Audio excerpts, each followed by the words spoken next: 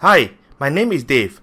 In this video, I'll be taking a closer look at how I've achieved a 35% gain in WMT within one day. Let's have a look at the chart of WMT.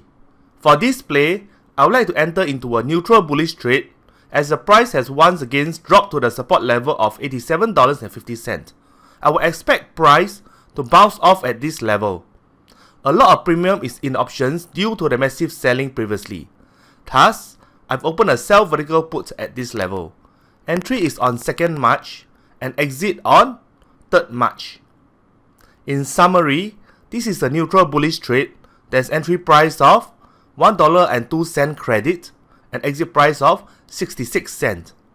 Understanding the price levels of a stock and utilizing the suitable strategy to capture the massive options premium creates a success in this trade.